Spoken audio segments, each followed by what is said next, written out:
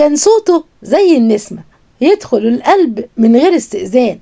فنان سابق عصره، ما اكتفاش بس بالغنى، لكن ساب بصمة في التلحين والإنتاج وحتى في صناعة الموسيقى للأطفال. محمد فوزي واحد من عباقرة الزمن الجميل اللي اتحفر اسمه في تاريخ الفن المصري والعربي، واللي كانت حياته مليانة نجاحات، بس برضو ما خلتش من الألم والصراعات. تعالوا نعرف سوا قصة فنان عاش للفن ومات وهو بيغني للحياة. اتولد محمد فوزي يوم 5 أغسطس 1918 في طنطا، ومن صغره كان عنده شغف بالمزيكا، وكان بيحب يسمع جدا عبد الوهاب ويقلده قدام أصحابه. واما كبر قرر يسيب طنطا ويروح القاهرة علشان يحقق حلمه، وطبعا كان قرار صعب جدا، لكن أمله كان كبير جدا. وجه فعلا على القاهرة ودخل معهد الموسيقى العربية، وكانت بدايته وسط عمالقة الفن الجميل، وكانت خفة دمه وابتسامته ومليانة طيبة، وكان بيغني في الأفراح الشعبية لحد ما شافه مخرج حلمي رفلة سنة 1948، وأسند له دور في فيلم حب وجنون مع الفنانة تحية كاريوكا، والفيلم نجح جدا بسبب خفة دم كمان محمد فوزي وأغانيه وكل حاجة فيه. ومن هنا بدأ المنتجين يجروا وراه، وعمل أفلام كتير ناجحة زي ثورة المدينة مع الفنانة صباح، وفاطمة وماريكا ورشال مع مديحة يسري، وكمان عمل مع مديحة يسري بنات حواء، وعمل فاعل خير مع صباح والأنسة ماما، وكان أفلامه مع صباح ناجحة جدا. أما بقى فيلمه ورد الغرام مع ليلى مراد فكان في حتة تانية خالص، مفيش بيت في مصر ما غناش شحات الغرام، متميز جدا في الدور ده وخفة دمه ما تتوصفش. ونجاح الفيلم كان بجد بسبب كمان الدويتو اللي غناه مع ليلى مراد. شحات الغرام جميل جدا. وغنى محمد فوزي أغاني دخلت كل بيت مصري زي ماما زمانها جاية وتملي في قلبي يا حبيبي. وبجد بجد محمد فوزي ما كانش مطرب وملحن وممثل بس، ده كان عبقري. فتح أول مصنع للاسطوانات في الوطن العربي وسماه مصر فون. كان حلمه يوصل صوت الفن المصري للعالم العربي كله، لكن الدنيا ما سابتوش في حاله. الحكومة أممت له المصنع وخدوا منه مصنعه وحلمه اللي بناه بإيده.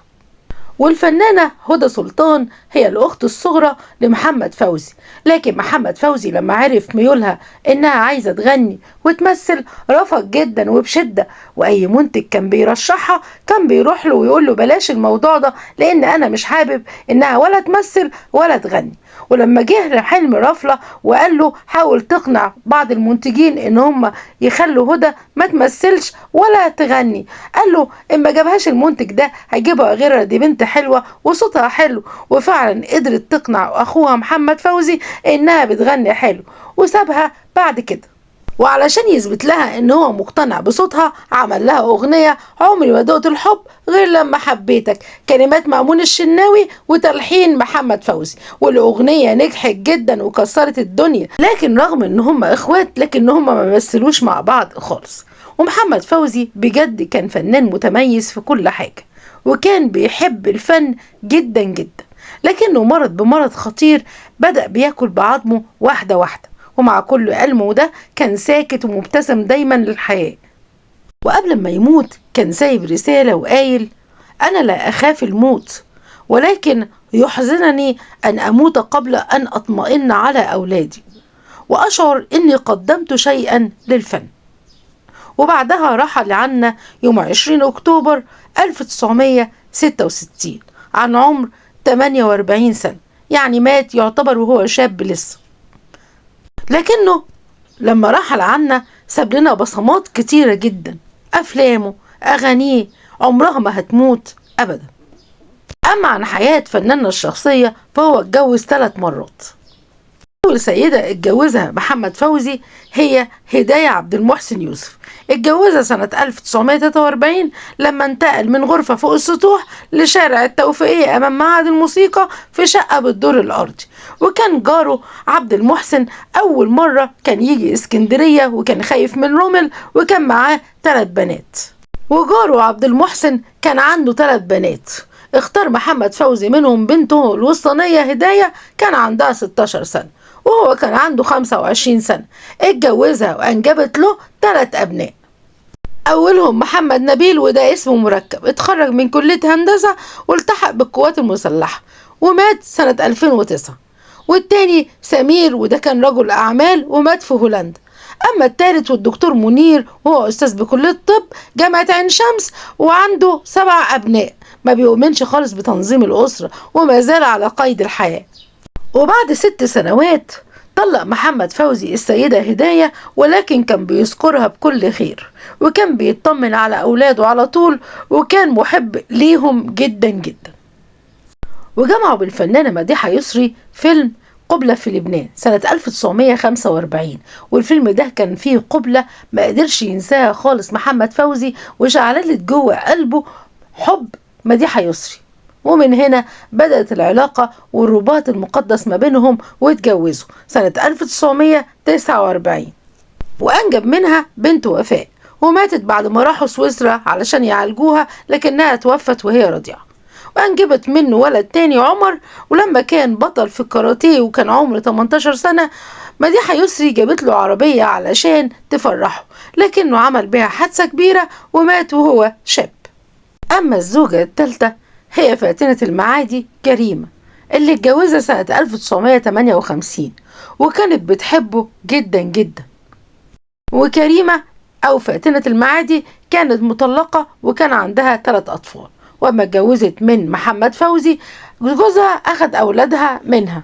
لما اتجوزت الفنان محمد فوزي أجر لها شقة في عمارة بولمونت بجاردن سيتي أمام فندق إميريديان، وكانت أعلى عمارة في مصر في الوقت ده. وكريمة لما اتجوزته بعدها بحاجة بسيطة جدا جاله المرض اللي أنا قلت لكم عليه، اللي هو كان بياكل في عظمه وكان تعبان جدا. وعلشان تتعلم التمريض أخدت كورس تمريض علشان تعرف تقعد مع جوزها. وبعد ما خدت كورس التمريض فضلت جنبه تعطيه حقنه والأدوية وكل حاجة. ومش بس كده، فضلت معاه وهم بره علشان تخلي نفسيته كويسة. ولما كانت بتلاقيه مش حالق دقنه أو مزاجه وحش كانت بتجيب واحدة من معجبات أجنبية وتديها فلوس وتقوله إنها معجبة من معجبينه، فكانت نفسيته بتتحسن جدا. وكريمة علشان كانت بتحب محمد فوزي جدا اتفرغت له وسابت الفن تماما وأنجبت منه بنتها إيمان سنة 1961. فناننا الكبير محمد فوزي رحل عن عالمنا في 20 أكتوبر 1966 بعد معاناة مع المرض، لكنه أسعدنا بكل أعماله. يا ترى ايه اكتر فيلم حبتوه للفنان الكبير محمد فوزي، وايه احلى اغانيه انتوا بتحبوها وبترددوها على طول؟ انا عن نفسي بحب جدا ماما زمانها جاية واغنية شحات الغرام، كل اغانيه كانت مميزة وجميلة. يا ريت تكتبوا لي في الكومنتات ايه اكتر فيلم او اغنية حبتوها للراحل محمد فوزي. ولو وصلتوا لنهاية الفيديو اوعوا تنسوني في لايك واشتراك للقناة.